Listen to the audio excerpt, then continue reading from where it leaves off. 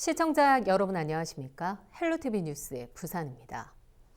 우리나라 야구 100년사가 담길 한국 야구 명예의 전당 건립지로 공모 사업을 통해 지난 2014년 부산 기장군이 최종 선정됐습니다. 하지만 6년이 지난 지금 치열했던 유치 경쟁과는 딴판으로 아직 첫 삽조차 뜨지 못하고 있습니다. 한국 야구 명예의 전당의 의미와 그간 추진 과정에 대해 전해드리겠습니다. 김현정 기자입니다. 한겨울에도 야구 선수들의 전지 훈련으로 열기가 뜨거운 기장 현대차 드림볼파크. 정규 야구장 4명과 리틀 야구장, 소프트볼 구장까지 갖춘 이곳은 지난 2016년 개장한 이후 매년 겨울 전국 각지에서 찾아오고 있습니다. 또한 세계 여자야구 월드컵과 세계 청소년 야구 선수권 대회 등 국제대회를 치러내며 명실상부 야구의 메카로 자리 잡고 있습니다. 우리나라 야구 100년의 소중한 기록을 담게 될 한국 야구 명예의 전당을 위해 기장군은 이렇게 최신 야구 기반 시설을 마련해 놓고 있습니다. 하지만 정작 핵심이 돼야 할 한국 야구 명예의 전당은 이렇게 수년째 빈부지만 덩그러니 방치돼 있는 상태입니다. 지난 2011년 야구 명예의 전당 유치 신청을 낸 기장군은 인천과 서울 등의 치열한 경쟁 속에 한국 야구 명예의 전당을 어렵게 유치하게 됐습니다. 한국 야구의 명예의 전당은 단순히 역사를 보관하는 곳에서 멈추지 않고 대한민국 야구의 혼과 역사를 담아 한국 야구의 새로운 미래를 만들어내는 장소가 될 것을 확신합니다. 2014년 KBO와 부산시, 기장군은 한국 야구 명예의 전당 건립을 위한 협약을 체결하고 순항했으나 부산시에 6년간 18억 원의 초기 지원비에서 발목이 잡혔습니다. 2015년쯤에 중앙투자심사를 받는 과정에서 행안부에서 18억이나 되는 거를 지원해 주는 거는 맞지 않다. 독립재산제로 가도록 해가지고 지원을 안 하는 방향으로 그 조건부로 심의를 통과를 시켜주는 바람에 KBO와 부산시 기장군은 10차례에 걸쳐 실무협의회를 펼쳤지만 첫 삽조차 뜨지 못한 채 서로의 입장만 확인해 왔습니다. 기장군은 한국야구 명예의 전당 운영비 등에 대한 해법을 마련해 적극적으로 추진해 나가겠다는 계획입니다. 그간에 아마 이 연간 운영 유지비 문제 때문에 서로 이제 심사하는 과정 중에 좀 서로 간에 조금 더 세부적으로 또 좀 더 조율해야 될 필요성이 있어가지고 또 기장군에서도 적극적으로 좀 여러 가지 지원할 수 있는 방안이 있는지 검토 중에 있고 아마 빠르면 올 상반기 안에 어느 정도 해소가 되어서 명예전당 이 건립이 좀 본격화되지 않을까. 지금까지 기장군 야구 테마파크 내 기반 시설인 야구장과 리틀 소프트볼 구장 조성에만 400억 원이 투입됐습니다.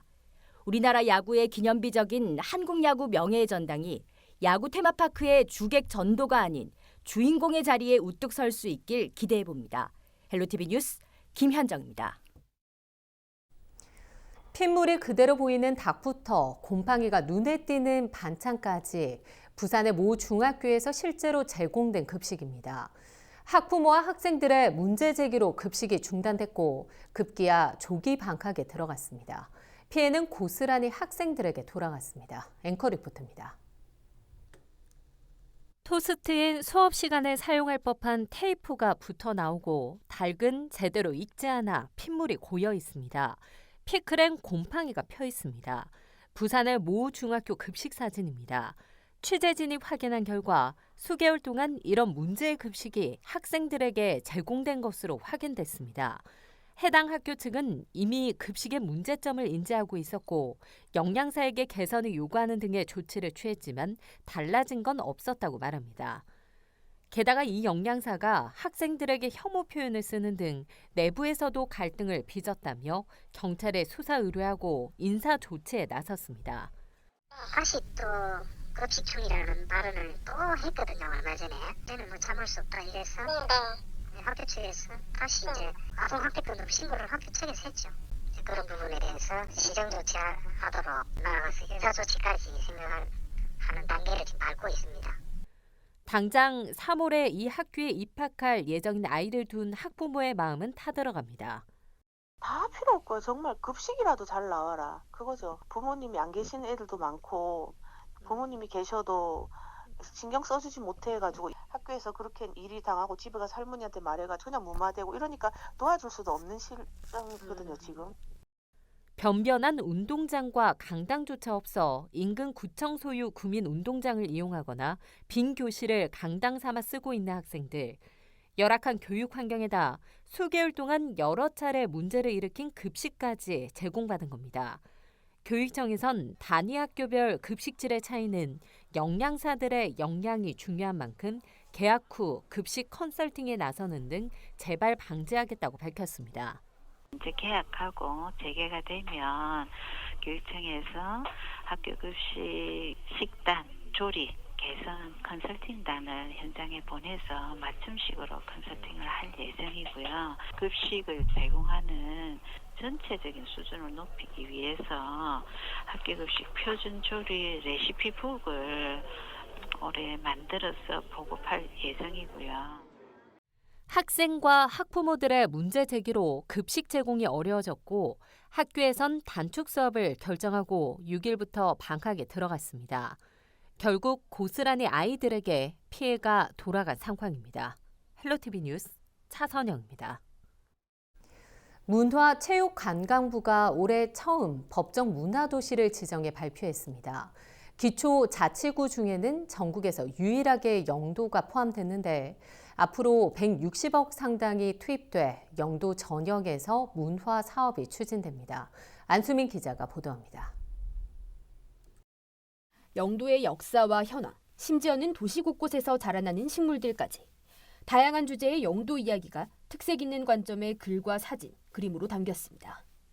지역의 활동과 12명을 주축으로 첫 장부터 끝까지 영도만을 주제로 다루는 개간지, 다리 너머 영도입니다.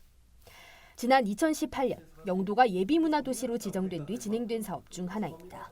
문화도시라는 게 발명되는 게 아니라 사실은 재발견을 하는 거거든. 그동안 잊혀져 있거나 잠재적 가치들을 잘 끌어올려서 영도가 가지고 있는 다양한 어떤 자산들을 잘 조사하고 잘 발굴하고 그다음에 그것을 잘 기록하는, 보고서로서 그냥 기록되는 게 아니라 사실은 많은 사람들에게 확산되고 공유되고 공감하는 것도 중요하고. 지난 1년간의 문화도시 예비 사업을 토대로 문화체육관광부 제1차 법정문화도시 7곳 중 하나로 이름을 올린 영도구. 기초자치구로서는 유일한데 정부에서 공식적으로 차별화된 지역의 문화적 가치를 인정받은 셈입니다. 도심 속 섬이라는 특성을 내세운 문화도시 영도 사업은 160억 상당의 사업비를 투입해 앞으로 5년간 영도 전역에서 추진됩니다. 5년의 사업 기간 동안 우리 구의 문화 자원을 발굴, 활용하여 지역 고유의 가치와 정체성을 형성하고 또 영도 곳곳에서 진행 중인 도시재생사업과 상생 협력하여 침체된 지역경제 활성화와 주민 생활 속에 문화와 예술이 스며들게 해서 도시와 예술이 공존하는 독특한 예술도시섬 영도를 만들고자 합니다. 세부적으로는 예비 사업에 이어 잡지나 총서 발간 등 지역의 자산을 발굴하고 체계화하는 작업이 본격화됩니다.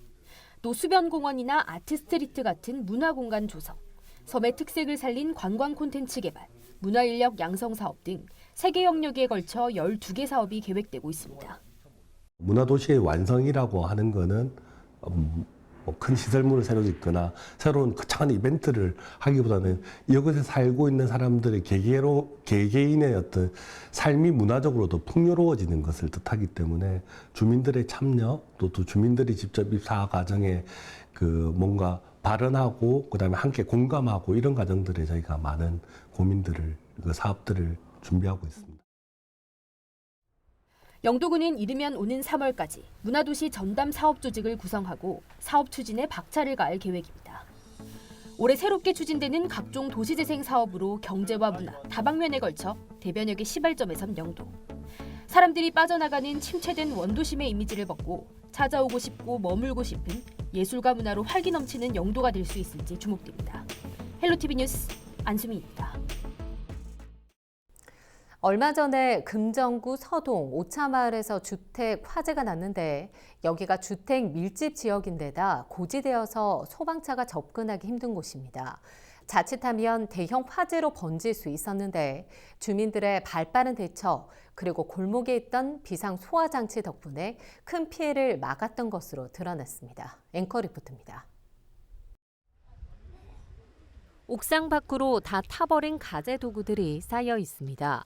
불이 난 공간 곳곳엔 그을음과 매캐한 냄새가 남았습니다. 보시는 것처럼 원인을 알 수 없는 불이 나서 이 내부가 모두 타버린 모습입니다. 하지만 인근 경로당에 있던 주민들이 불이 났다는 소리를 듣고 빠르게 화재 진화에 나선 덕분에 큰 피해는 막을 수 있었습니다. 불이 났다는 고함을 듣고 달려온 주민들은 지체 없이 비상 소화 장치의 호스를 풀고 불이 난 주택에 물을 뿌려 불길을 잡았습니다. 소방차가 도착하기도 전의 일입니다. 애들이 전화 와서 엄마 그 큰일 날 줄 알았다. 어떻게 그 엄마 힘으로 그렇게 했느냐 하면서 내가 우리 마을을 불로 끄고 나니까 나도 보람이 있더라고. 정말 참 내가 소방 교육을 잘 배웠구나. 좁은 골목과 길가에 세워진 불법 주정차로 소방차 진입이 쉽지 않은 서동 3차로 5차로 마을.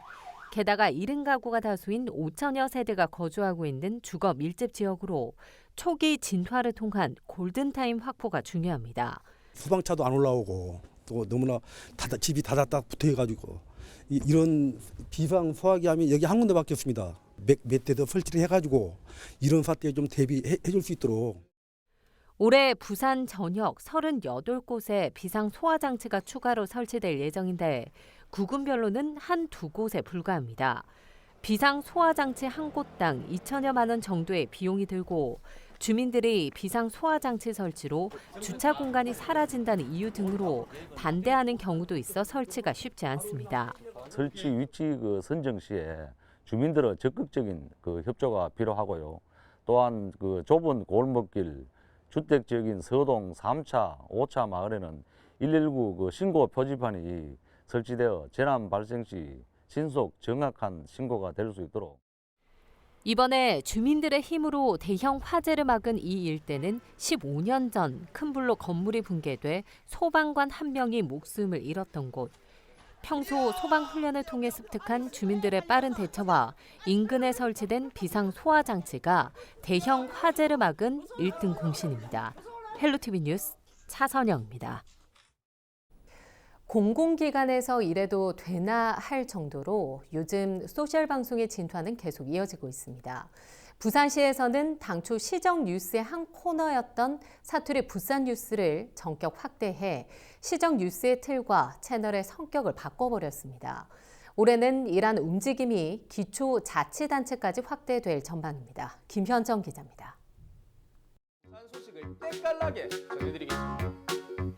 골목 상권에 활력을 가져올 매력 만점 김백전이 부산시에 활짝 맛깔나는 부산 사투리로 전하는 부산의 소식.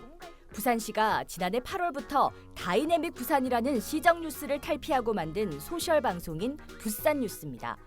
이러한 파격 소통 행보를 통해 2018년 12월 만여 명이었던 구독자 수가 1년 만에 2배가 늘었습니다. 지난해에는 관공서 소셜 방송 최초로 다채널 전략에 돌입했습니다. 공무원 브이로그 형식에서부터 정책 이슈 등을 담아내는 비공식 채널까지 개국했습니다. 양방향 소통 행보를 이어가고 있는 부산시는 올해 소셜 네트워크 확대에 힘을 실을 계획입니다. 19년에 이제 처음 조직과 채널이 이제 분리돼서 전문성을 갖고 이제 도전을 하게 된 것이고, 그 네트워킹도 뭔가 좀 실험적으로 긍정적인 게 결과물이 나온다면 이제 다 채널로 해서 그 유관기관과의 그 네트워킹도 많이 저희가 중점적으로 할 생각입니다. 다소 파격적인 콘셉트로 관공서의 딱딱한 틀을 벗어난 움직임은 기초자치단체로도 확산되고 있습니다. 남구와 부산진구 등이 지난해 소셜 채널을 개설해 콘텐츠를 제작하고 있고, 해운대구도 오는 4월 1일 개국할 예정입니다. 방송의 문법으로 시민과 소통을 하는 것이거든요. 이런 형태의 트렌드가 시민이라든가 아니면 젊은 층들 미디어 취향에 맞게 대응을 하는 것이라고 보기 때문에 긍정적으로 보고 있습니다. 다만 다른 기관에서 하는 것을 표절 내지는 따라하기 형태로 가는 모습은 썩 바람직하지 않은 것 같고요. 마치 유행처럼 확산되고 있는 관공서의 소셜 방송. 반짝 트렌드를 쫓기보다 지역만의 특수성을 살린 시민과의 진정한 소통의 창구가 되기를 기대해 봅니다. 헬로티비 뉴스 김현정입니다. 원도심 대다수 지역이 마찬가지겠지만 특히 상업지, 주택가, 공장까지 몰려있는 복내동 지역은 극심한 주차난이 이어지고 있습니다. 최근에는 스쿨존 내 주거지 전용 주차장과 공영 주차장이 폐쇄되면서 주민들의 불편 민원이 잇따랐는데요. 이 동네에 가뭄에 담비 같은 주차 공간이 새롭게 생겨난다는 소식입니다. 안수민 기자의 보도입니다. 이 공장하고 이래가 다 공장 차들하고 도로 차들 때문에 안 그런 차들이 또 없는데 이 주거지가 뺏어버린다. 아무나 대고 그냥 가버리는 거야. 차가 나오든 말든 단속이 나오든 말든 신경도 안 쓰고 그냥 대고 어차피 여기는 너가 이제 안 돼도 되잖아. 이런 식으로 이제. 학교 옆 담벼락을 비롯한 스쿨존 곳곳, 주택가와 상가 앞 도로, 불법 주정차가 일상이 됐습니다. 지난 2018년 말 동네 주거지 전용 주차장이 폐쇄된 뒤 지난해 말에는 학생들의 안전을 위해 노상 공영 주차장도 철거되면서 도로가 그야말로 불법 주차 전쟁터가 된 겁니다. 도로인지 인도인지 모를 정도로 그냥 하수로장이거든요. 주위 이제 주거 상가, 원룸, 아파트 사람들도 이제 주차장이 있어도 주차 공간이 부족하다 보니까 이제 불법 주차를 하고요. 뭐 이제 상가 사람들 다 그런 식의 주차를 하는 겁니다. 유료 주차장도 없는 상황이에요? 전혀 없어요. 유료 주차장도 없고 무료 주차장도 없고. 이처럼 견인 딱지가 곳곳에 붙어 있고 이 불법 주차, 심지어는 이중 주차도 시행되고 있는 모습을 보실 수 있는데요. 이 대책 없이 시행된 주차장 폐쇄가 이 행정기관이 불법을 조장하는 모양새라는 지적도 계속해서 나오고 있습니다.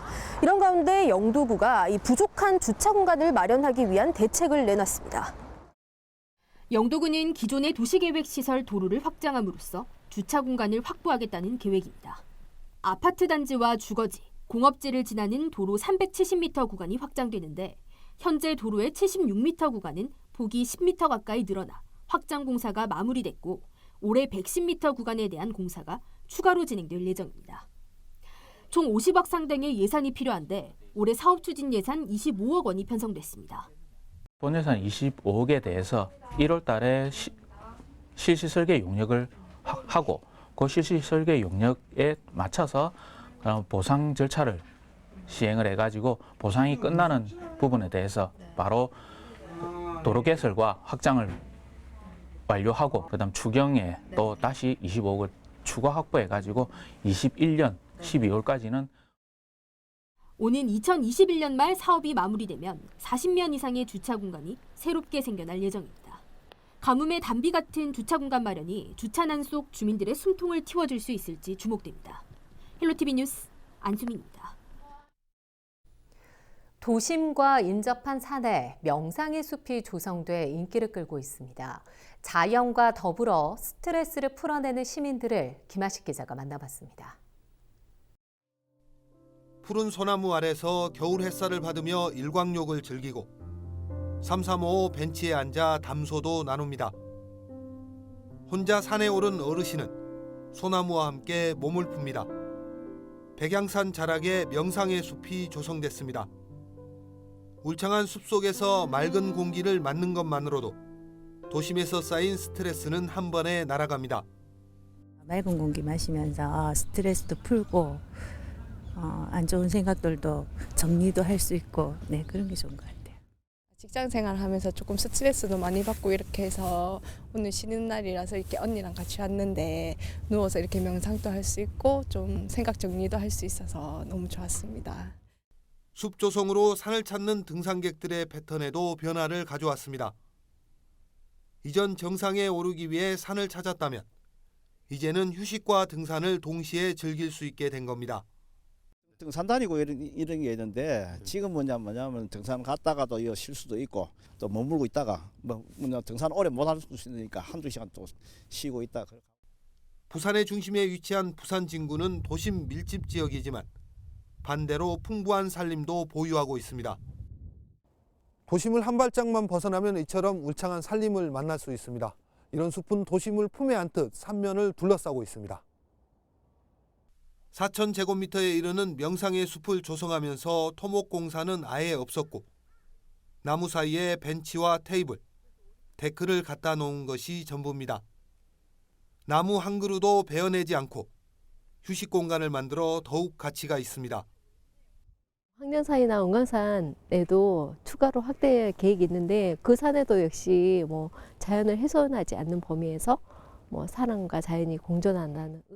부산 진구는 올해 초 조직 개편을 통해 공원 녹지과를 신설했습니다. 단순히 산림을 지키는 것에 그치지 않고 숲과 사람이 공존할 수 있는 생태계를 만들어 나가기 위해서입니다. 헬로티비 뉴스 김한식입니다. 급속한 고령화 추세와 함께 고령 노동자를 고용하는 업체에 인센티브를 주거나 하는 다양한 지원책이 나오고 있습니다. 하지만 고령 노동자들의 고용 상황은 불안정합니다. 삶의 질과 직결되는 문제다 보니까 제도적인 대책도 필요할 텐데요. 부산시의회가 의미 있는 조례를 발의했습니다. 안수민 기자입니다.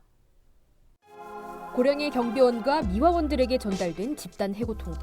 여론과 입주민 반대로 결국 해고 사태는 일단락됐지만 지난해 부산을 떠들썩하게 했던 사건입니다. 통계청 조사에 따르면 65세 이상 고령 노동자의 직업에서 이 같은 단순 노무직이 가장 높은 비중을 차지하는데 그나마도 일자리를 유지하기 위해선 약자가 될 수밖에 없는 고령 노동자들의 현실을 단적으로 볼 수 있습니다. 65세 이상 노인 인구가 전체의 17%로 전국 7대 특광역시 중 가장 높은 비중을 보이는 부산. 그만큼 노인 일자리에 대한 관심이 높을 수밖에 없고 심도 깊은 고민의 필요성도 큰데 부산시의회에서 전국 최초로 노인들의 고용 안정 보장에 대한 내용을 담은 조례를 발의했습니다. 부산시의회 김종환 의원과 남원우 의원이 공동 발의한 고령 노동자의 고용 안정 등을 위한 조례안. 55세 이상 노동자들의 소득과 권익 보장을 위한 부산시의 정책 추진을 의무화했습니다. 요즘 만 60세에 이제 정년을 하다 보면은 지금 현재 우리나라 수명이 75세에서 약 80세 정도 됩니다. 그렇다면은 정년 퇴직을 하고 나서 약 15년 내지 20년 동안 무료하게 생활을 해야 되기 때문에 노인 복지 차원이나 또 노인 일자리를 창출하기. 부산시는 예산을 투입해 고령 노동자 실태 파악을 위한 조사를 실시하고 노동 여건 개선과 권익 보호를 위한 각종 사업을 추진할 수 있습니다. 특히 고령 노동자를 위한 상담소 설치에 관한 내용도 포함됐는데 상담소가 설치될 경우 부당 해고 등 문제가 발생했을 때 법률 상담 등의 지원이 이뤄지고 꼭 알아야 하는 노동 권익 등에 대한 교육도 진행될 수 있을 것으로 보입니다.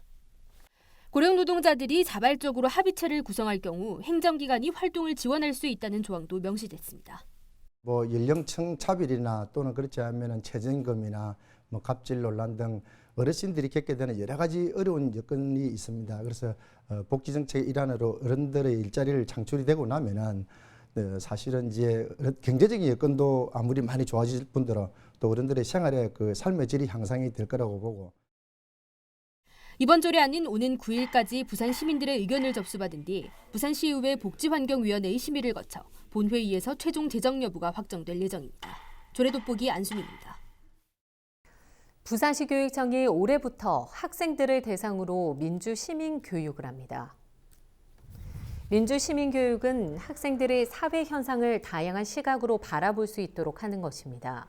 먼저 3월부터 고등학교 학급당 2개 종류의 신문을 보급하기로 했으며 구독할 신문은 학급회와 학년회에서 직접 결정하도록 할 방침입니다. 또 고등학교 1학년 학생들에게 헌법 조문을 담은 손바닥 헌법책도 배부합니다. 이 밖에도 선거권자 연령이 만 18세로 낮아짐에 따라 유권자가 된 학생들을 상대로 선거 교육도 강화할 예정입니다. 파산한 부산 침례병원의 경매가 또다시 연기됐습니다. 부산지법 경매 사계는 침례병원의 제1채권자인 유암코 측이 매수 의향자와 협의할 시간이 필요하다며 매각기일 연기를 신청함에 따라 당초 9일로 예정됐던 4차 경매를 연기한다고 밝혔습니다.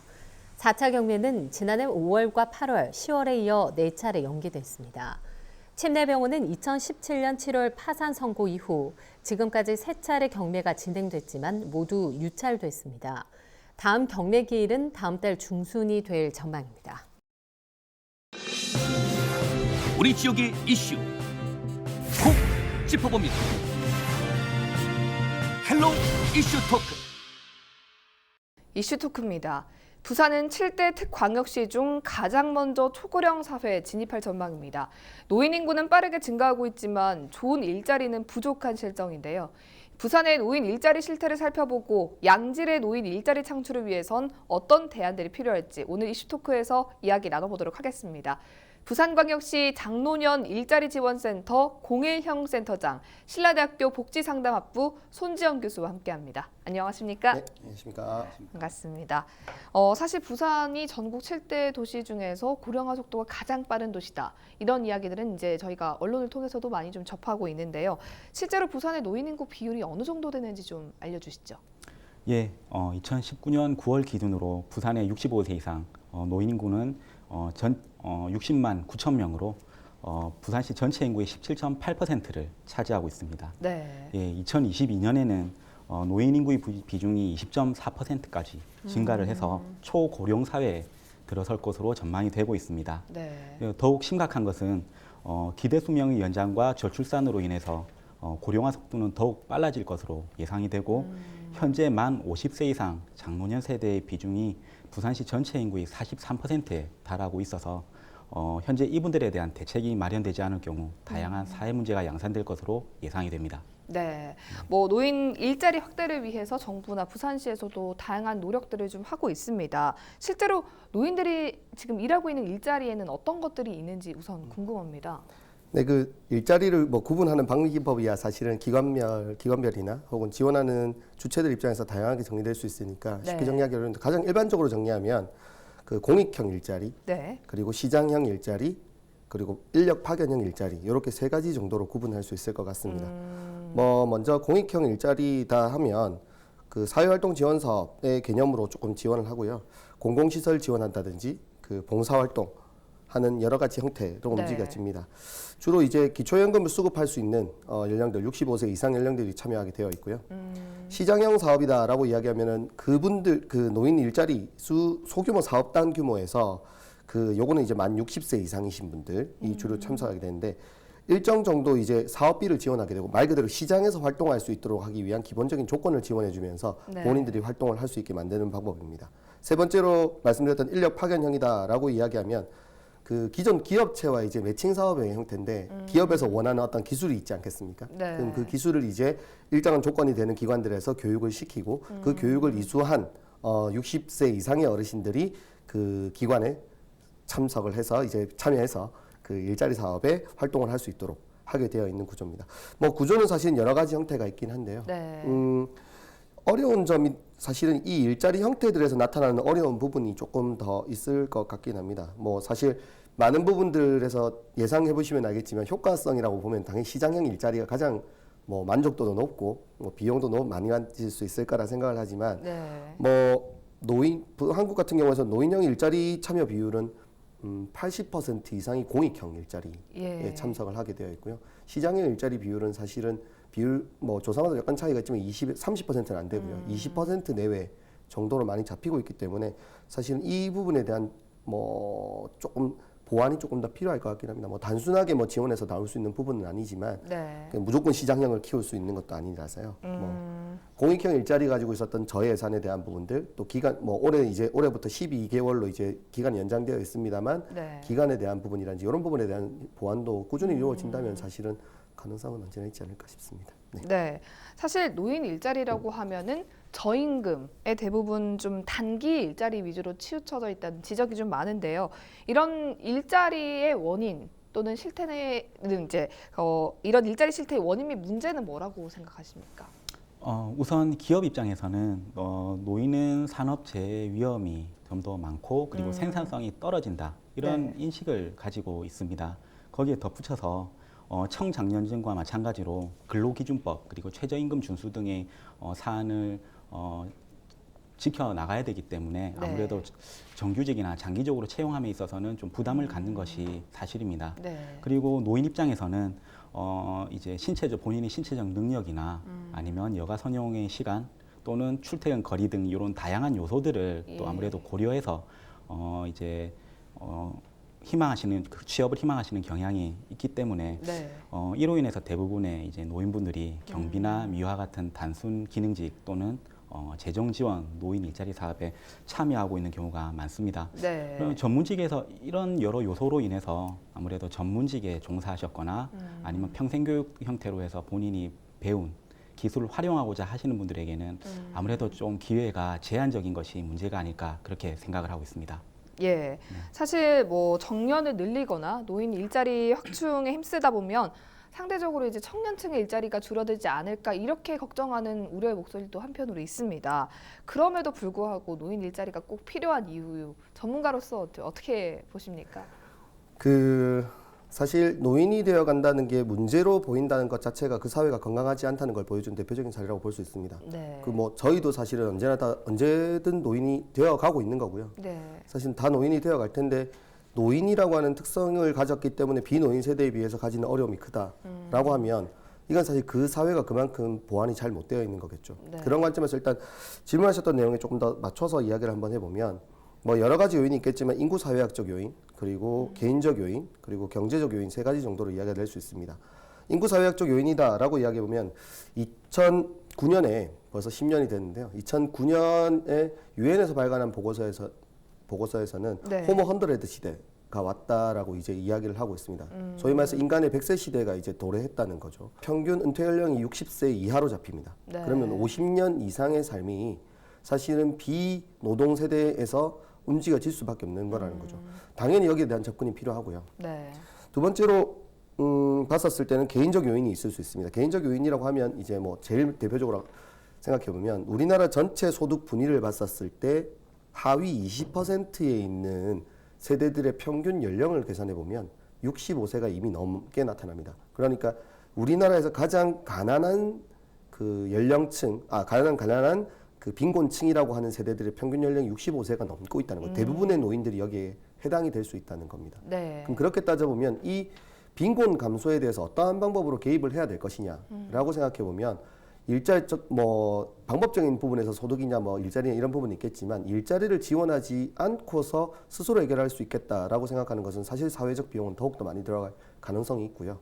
그리고 그런 부분에 대한 접근도 충분히 필요합니다. 그리고 두 번째로 봤었을 때는 우리 다 알 수 있겠지만 일자리라고 하는 게 단순하게 그 돈을 버는 공간은 아니지 않습니까? 돈벌이의 공간은 아니지 않습니까? 네.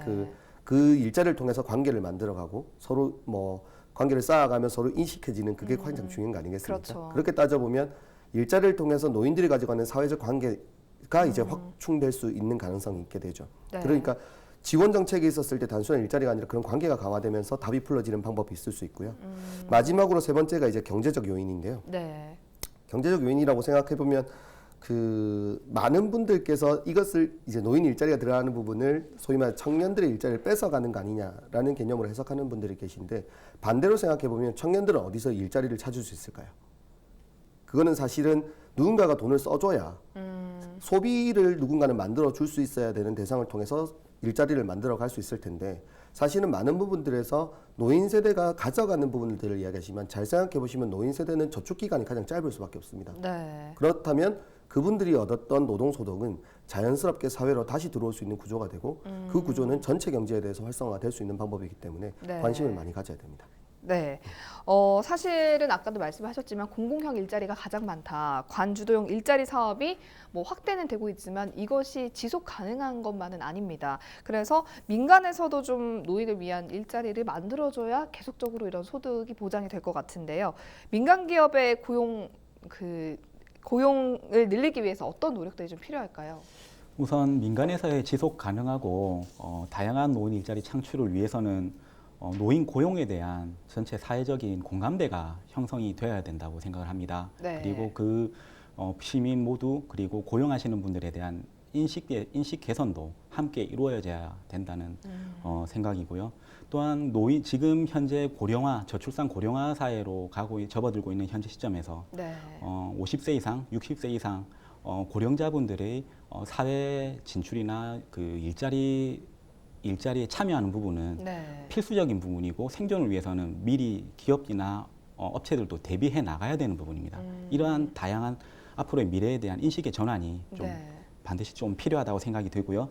그리고 이와 덧붙여서 이제 법 제도적으로 지원할 수 있는 다양한 지원책이 마련이 돼야 된다고 생각합니다. 그리고 이와 덧붙여서 실천 현장에서는 이제 노인 취업 준비 교육이나 직종 교육과 관련된 네. 노인분들의 취업 경쟁력이나 취업 적응력을 향상시킬 수 있는 다양한 교육과 관련된 교육 커리큘럼을 개발을 해서 보다 노인분들이 사회에서 잘 적응하고 재취업할 수 있도록 네. 지원하는 것이 아무래도 또 필요하지 않을까 싶습니다. 그와 덧붙여서 네. 이제 노인분들을 위한 다양한 민간 업체에서의 일자리 모델을 좀 개발해 나갈 수 있는데 다양한 각계각층에서 함께 고민하고 노력을 해 나가야 되지 않을까 생각합니다. 노인 인구 고용률이 일단 부산에 어떻게 되는지 우선 궁금한데요. 지금 수치로 좀 나온 게 있습니까? 이제 저희가 2020년 맞이한 지가 얼마 안 됐으니까 예. 18년도 자료를 한번 보면요. 전국 고용률로 봤었을 때는 전국 노인 고용률은 31.3% 고용률을 보입니다. 거기에 비해서 부산은 25.1%의 고용률을 보이기 때문에 현격한 네. 차이를 보이고 있고요.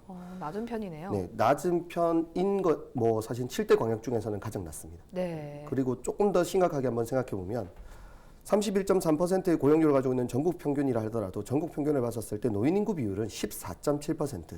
예. 전체 노인에서 14.7%가 노인 인구 비율로 잡혀 있는데 부산 같은 경우는 17.1%입니다. 그렇죠. 7대 광역 중에서 가장 높은 아까 우리 처음에 센터장님께서 말씀해 주신 예. 것처럼 가장 높은 노인 인구 비율을 가지고 있는 부산에서 7대 광역 중에서 가장 낮은 노인 고용률을 보여주고 있다는 겁니다. 그러니까 사실은 부산에서 가지고 있는 이 노인 고용 문제는 조금 더 어렵다, 심각하다라고 예. 볼 수 있을 것 같습니다. 그럼 부산시에서도 좀 인지를 하고 있을 것 같은데 일자리 정책 방향이 어떻게 됩니까? 이게 조금 아쉬운 부분은 저희가 이 자리에 와서 부산시를 칭찬하는 경우가 잘 없는 것 같은데 네. 사실 아쉬운 부분은 있을 수밖에 없습니다. 개별적으로 노력하는 기관들이나 활동들은 분명히 있지만 노인들에 대해서 일반적으로 쫓아가는 방법들을 그대로 쫓아가는 방법, 아까 말씀드렸던 공익형 일자리라든지 네. 사실은 저희 쪽에서도 계속적으로 이야기하는 부분은 공익형 일자리가 부산시가 가지고 있는 어떤 문제를 해결하기 위한 기존에 있던 노동력들이 들어가지 어려운 부분에 대해서 그 노인 인구들이 들어가서 활동을 해줄 수 있는 부분이 있을 거라 생각하는데 사실은 이 부분에 대해서 적극적으로 개입을 하고 있느냐라고 물어보면 그건 약간 아쉬운 부분이 있을 것 같다고 보여집니다. 그리고 네.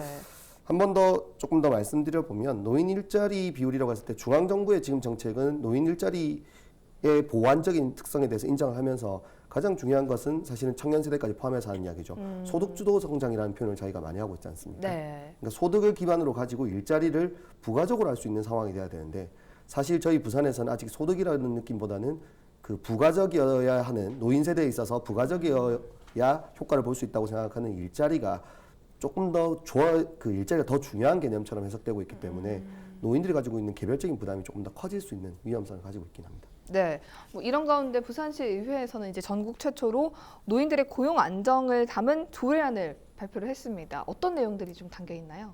예, 부산 고령 노동자분들의 고용 안정과 그리고 근로 환경 개선에 필요한 사항을 정함으로써 안정된 노후 생활 영위를 지원하기 위해 이제 제정된 조례안입니다. 그 내용을 보면 네. 고령 노동자의 고용 안정 및 노동 여건 개선을 위한 시책 추진 및 그리고 홍보 그리고 예산 지원에 대한 부분을 좀 명시를 하고 있고요. 네. 그리고 또한 그와 관련된 협의체 구성에 대한 지원 그리고 상담소 설치에 대한 내용이 이번 조례안에 함께 담겨 있습니다. 네. 예. 이런 가운데 부산에서는 고독사 예방을 위한 조례도 나오고 있고 좀 의원들이 다양하게 인식을 하고 노력을 하고 있는 것 같긴 합니다. 근데 이제 이런 노인 일자리 문제가 결국에는 저희가 말하는 고독사, 노인 자살과 같은 사회 문제와 연결되는 것도 또 문제라고 볼 수 있을 것 같은데요. 이런 조례를 통해서 그런 좀 문제들을 해결할 수 있다고 보십니까? 단정적으로 이야기하기 어려운데 네. 없는 것보다는 확실히 낫겠죠. 네, 없는 것보다는 당연히 나을 거라는 생각을 하는데 충분히 이만큼 좀 담보가 될 수 있을 것이냐에 대한 고민을 할 수 있습니다. 사실 하나의 제도나 하나의 정책으로 모든 노인 일자리 관련한 모든 문제가 해결된다든지 하고 노인 일자리와 연계됐던 나머지 문제들이 해결될 수 있을 거라고 보는 것은 약간 어려운 부분이 있지 않겠습니까? 네. 그렇다면 노인 일자리를 바라봤을 때 저희가 가장 중요하게 생각해야 되는 부분은 사실 노인에 있어서 어르신들에 있어서 이 일자리라고 하는 개념이 얼마만큼 주도성을 가질 수 있게 해야 되느냐. 그러니까 노인들이 일자리 무조건 일을 해야 된다라고 생각하는 거는 아마 아닐 거라고 생각을 합니다. 예. 뭐 저희가 계속 일을 해라 이렇게 강조하는 건 아니니까. 그런데 일자리라고 하는 개념을 보완하기 위해서 아까 우리 고독사 지원 정책처럼 노인 여가라든지 노인 삶이라든지 그 일자리와 함께 노인의 생활 전반에 대한 지원들은 나머지 조례 혹은 나머지 서비스, 나머지 프로그램들로 조금 더 보완이 돼야 될 필요는 있다고 생각합니다. 실제로 이제 노인 일자리 참여하시는 많은 노인분들을 만나보실 것 같은데 좀 일단 가장 궁금한 것이 좀 본인의 의지에 의해서 자발적으로 일을 하시려는 분들이 꽤 많은 편인가요? 예, 아무래도 이제 어르신들이 여가 선용과 관련된 다양한 부분들이 아무래도 부족하다 보니 네. 그리고 또한 어르신들이 가지고 그 노인 재정 지원, 노인 일자리 사업에 참여함으로써 거기서 이제 비슷한 연배 분들을 네. 또 만나시고 그를 통해서 정서적으로 또 지지받는 부분도 있고 또 어느 정도 일정 금액의 보수도 있다 보니까 예. 뭐 참여하고자 하는 노인분들이나 어르신들은 굉장히 적극적으로 참여하고자 하는 의욕을 많이 보이고 계십니다. 네, 그렇다면 이제 아까 말씀을 좀 해주셨는데 부산이 노인 인구가 많은 비율이 높은 것에 비해서 일자리에 참여하는 노인 인구는 또 좀 적었단 말이죠.